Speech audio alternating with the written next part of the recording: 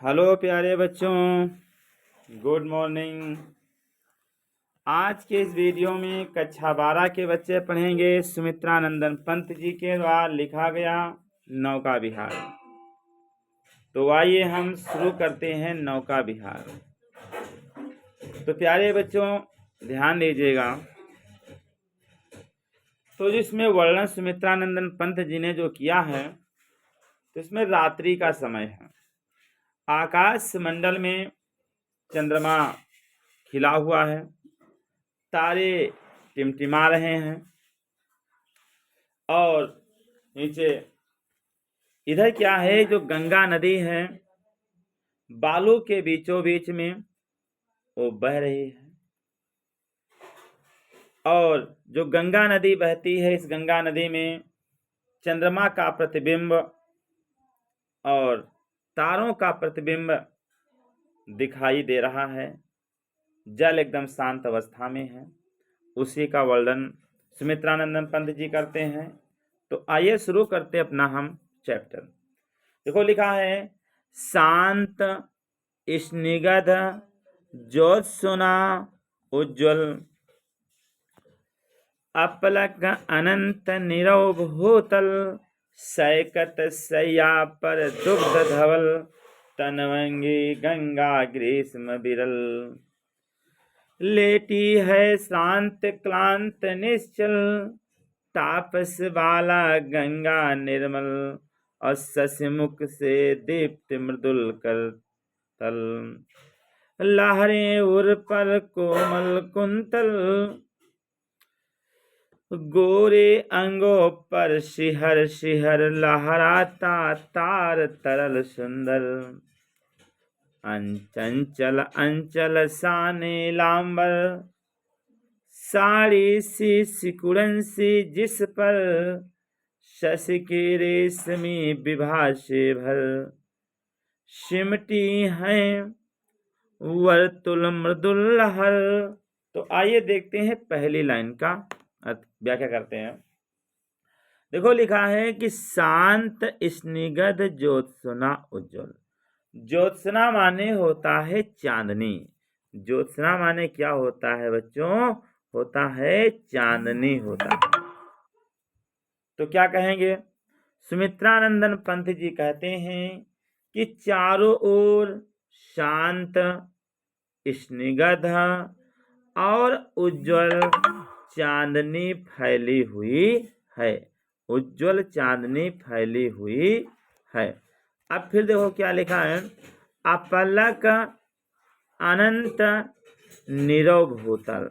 अपलक माने होता है एकटक। अपलक माने क्या होता है? एकटक।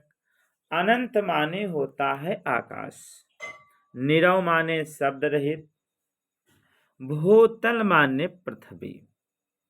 तो क्या कहेंगे? आकाश मंडल एकटक होकर के पृथ्वी, शब्द रहित पृथ्वी को देख रहा है। कैसे कहेंगे? आकाश मंडल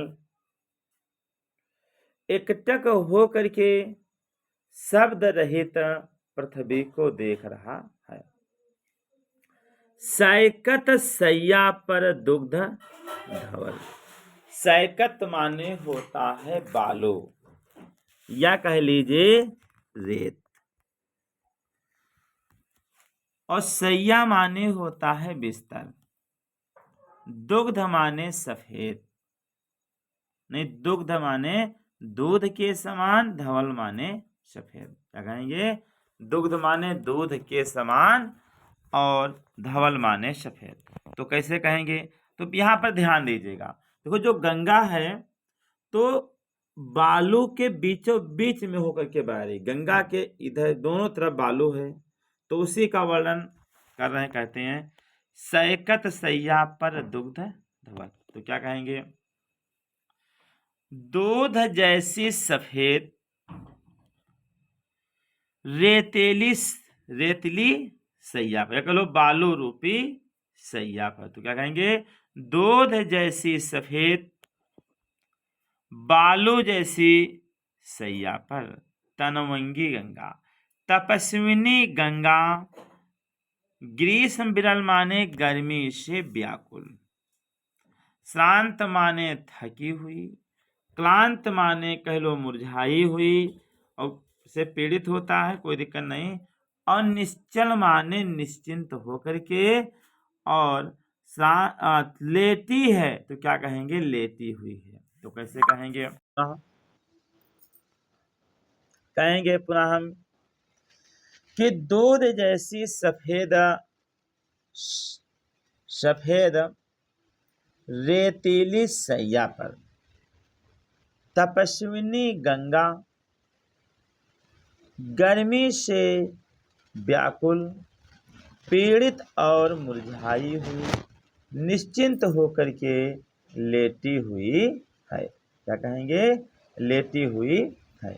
आगे, तापस बाला गंगा निर्मल, शशि मुख से दीप्त मृदुल कर। तापस उस पर, बाला माने होता है स्त्री, बाला माने स्त्री, गंगा निर्मल तो कहेंगे पवित्र गंगा, उस पर पवित्र गंगा रूपी स्त्री, उस पर किस पर, सफेद सैया पर। तो क्या कहेंगे, उस पर निर्मल पवित्र गंगा रूपी स्त्री। क्या कहेंगे, गंगा रूपी स्त्री,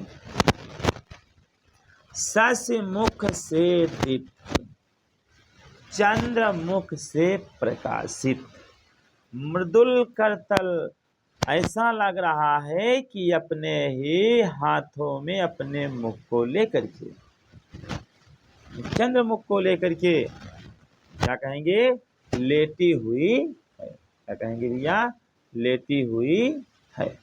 आगे, लहरे उर पर कोमल कुंतल, गंगा में उठने वाली जो लहरें हैं ऐसे लग रही हैं कि मानो उसके कोमल कोमल बाल हैं, या बाल हैं।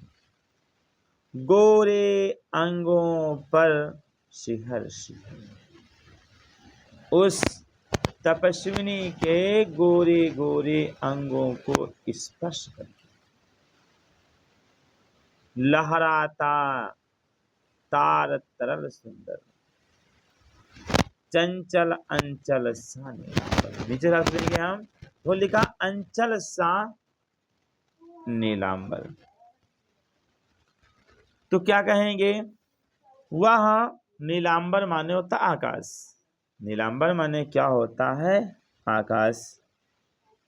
चंचल आकाश मंडल ऐसे लग रहा है कि मानो कि उस गंगा रूपी तपस्विनी का लहराता हुआ आंचल हो, लहराता हुआ आंचल हो। थोड़ा सा कैसे कहेंगे, पंत जी कहते हैं कि चंचल आकाश मंडल उस समय ऐसा लग रहा है कि मानो उस तपस्विनी गंगा के गोरे गोरे अंगों को स्पर्श करने के कारण तारों से जड़ा हुआ, सितारों से जड़ा हुआ, लहराता हुआ उसका सुंदर आंचल हो। सारी सी सिकुड़न सी, जिस पर शश की रेशमी विभा से भर, सिमटी है वर्तुल मृदुल लहर। अब देखो क्या कहते हैं, सारी सी सिकुड़न सी, जिस पर अर्थ लेंगे नीचे से। वर्तुल माने होता है टेढ़ी मेढ़ी, मृदुल माने कोमल, लहर माने लहर। तो क्या कहेंगे, गंगा नदी की टेढ़ी टेढ़ी, ऐसे ना, तो टेढ़ी टेढ़ी जो लहरें हैं ऐसे लग रही हैं, मानो ऐसे लग रही हैं कि मानो कि तपस्विनी गंगा के बिस्तर पर लेटने के कारण उसकी साड़ी में सलवटें पड़ गई हैं। लिखा ना, शशि की रेशमी विभा से भर, चंद्रमा के रेशमी प्रकाश से प्रकाशित वो तरंगे, वो लहरें ऐसे लग रही हैं कि मानो कि तपस्विनी गंगा की साड़ी में सलवटें पड़ गई हों। तो एक खंड हो गया। अब चलते हैं आगे, अगले वीडियो में देखते हैं